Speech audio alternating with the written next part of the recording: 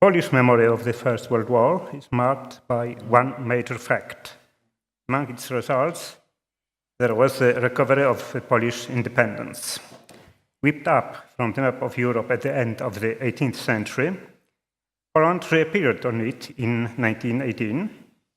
It didn't mean, of course, a simple reconstruction of the former Republic of two nations, neither in its political nor in its territorial form.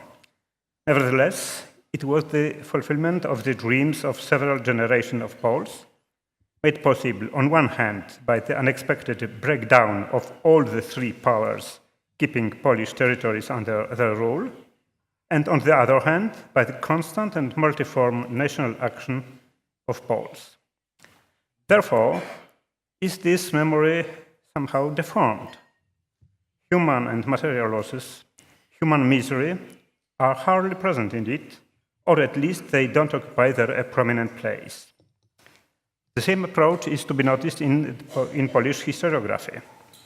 Some of the issues are supposed to be studied in detail only now, when the centenary of the Great War, or to be more precise, of its outbreak, stimulates reflection on this distant event which has started and has marked the 20th century. The so-called Polish question was present for some time in the 19th century European diplomacy, but was never likely to seriously threaten the existing peaceful compromise between great powers. Its importance declined little by little, so that on the eve of the major European conflict, it was hardly present in the politicians' minds. It was different with the Poles themselves. Towards the beginning of the new century, new answers to the old question concerning Polish national programs started to appear. One of them followed the traditional view. What was needed was another anti-Russian uprising. In the conditions of that time, it could be combined with a program of a social revolution. This was the choice of Józef Piłsudski. In parallel, modern political thought was developing based on the Darwinian idea of the competition between nations.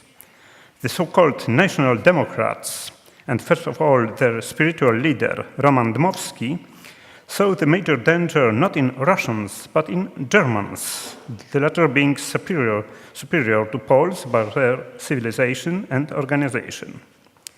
The two names, Piłsudski-Dmowski, were symbolizing two Polish ways to independence adopted during the war.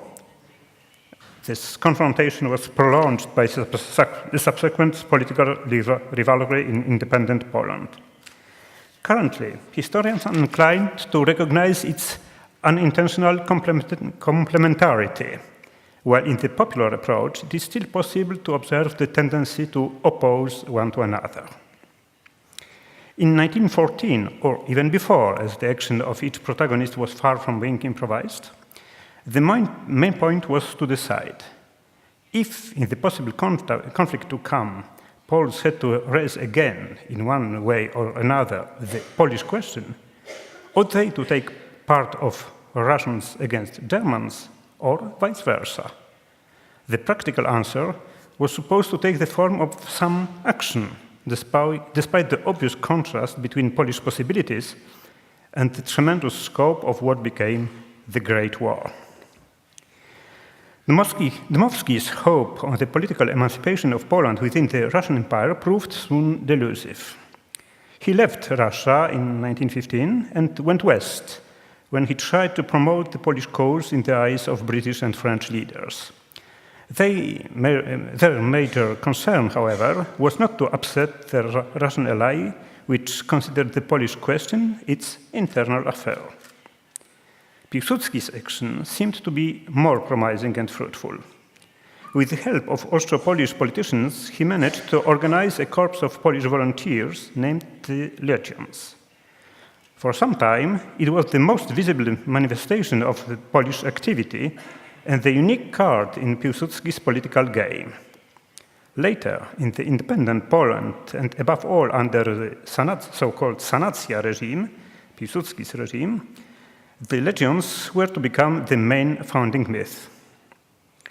Although initially Piłsudski found some support in Austria, Germany proved soon to be a major agent, especially when the Russian part of Polish territory became occupied from summer 1915 on by the Central Powers.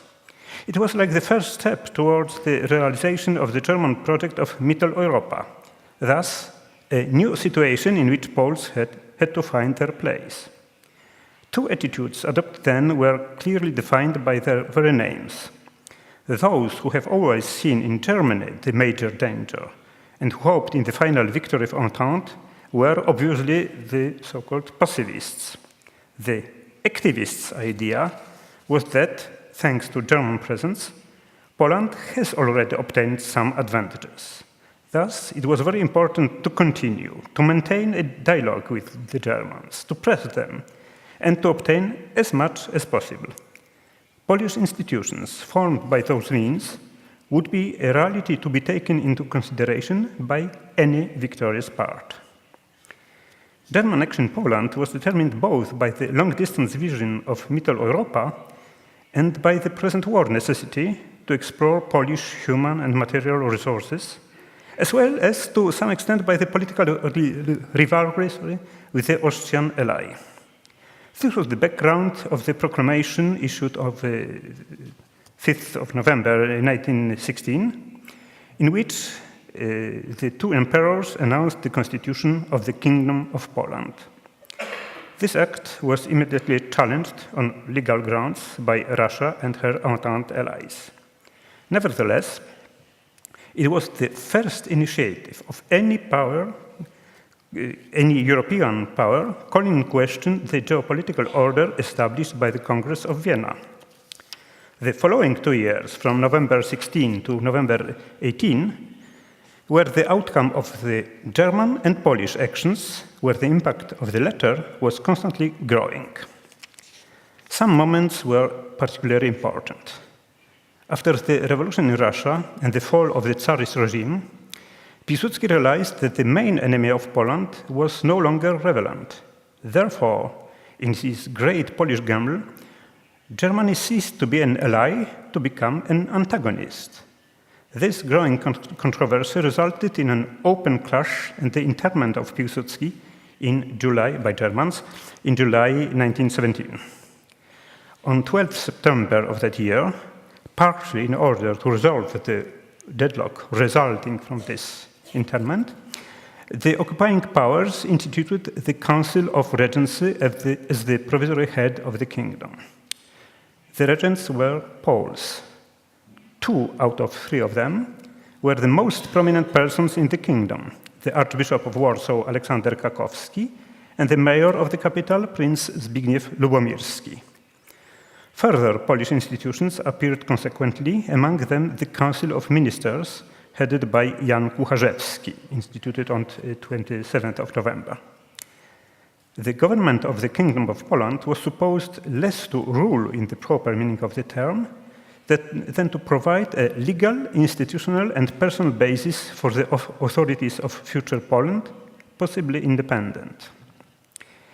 In 1919, the general situation became more dynamic. First, with the German-Soviet peace treaty signed in Brest-Litovsk on the 3rd March, reinforcing Germany's political position in Central Europe and its military situation on the Western Front. Then, with the final predominance reached on the same Western Front by Entente powers in summer and autumn of the same year. Despite their limited possibilities, Polish authorities in Warsaw did their best to take advantage of the new situation. After the revolution, Russia's new authorities recognized, with some caveats, Polish right to independence. The direct impact of this act was nil, as the Polish territory was at that moment out of the Russian rule. But it was extremely important on the international ground, since Western allies of Russia were no more blocked in their possible advocacy of the Polish cause. And such initiatives were needed to counterbalance the impact of the German act, namely this proclamation of 5th November 16. The general situation was far from clear. One can see that Entente's further policy was still very cautious. It had in view not only Russia and its possible demands, but also Austria-Hungary as long as the separate peace with this power could be taken into consideration. Both reasons dictated not to commit oneself in a question so complicated as delicate as the Polish one. Dmowski, however, and his political friends would soon have at their disposal a body organized by them on 15 August 1917, named the Polish National Committee, Komitet Narodowy Polski, recognized by the Entente powers as representing Polish interests, and having some political tutoring over the Polish volunteer army organized in France since June 17. Polish claims were recognized by separate declaration of the Entente leaders, the most important and resonant among them being the 14 points of President Wilson.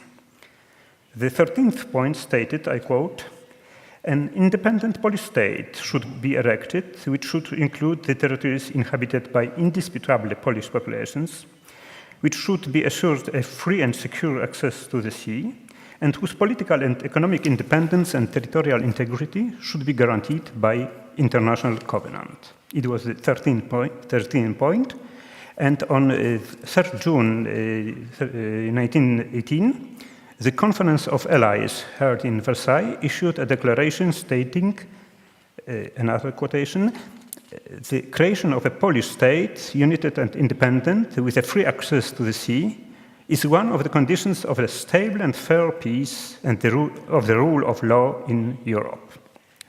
End of quotation. The Polish question has found its final issue in November 1918. The result of Germany's defeat and of the collapse of Austria-Hungary was the appearance of a political vacuum in Central Europe, immediately filled with some new states, Poland being one of them. German presence in Poland ended suddenly. Its symbol was the spontaneous action of disarming German soldiers by the Warsaw population on November 11th. The 11th of November is presently our National Independence Day, and our president, Mr. Bronisław Komorowski's idea is to demonstrate it in a personal way, carrying this cotillion. Today's coincidence make me speak to you aren't in this manner. Coming back to November 18, it was the fact of 11th of November. Piłsudski, released from the fortress of Magdeburg, arrived to Warsaw on the 10th of November, and within few years assumed the government handed to him by the Council of Regency, whose power, with the turn of situation, took a transitory character. The Polish National Committee residing in Paris considered itself as the future government of Poland, and the same role was attributed to it by Western powers, however unofficially. Nevertheless, its political adherents in Warsaw, the above-mentioned pacifists, didn't manage to form their own government.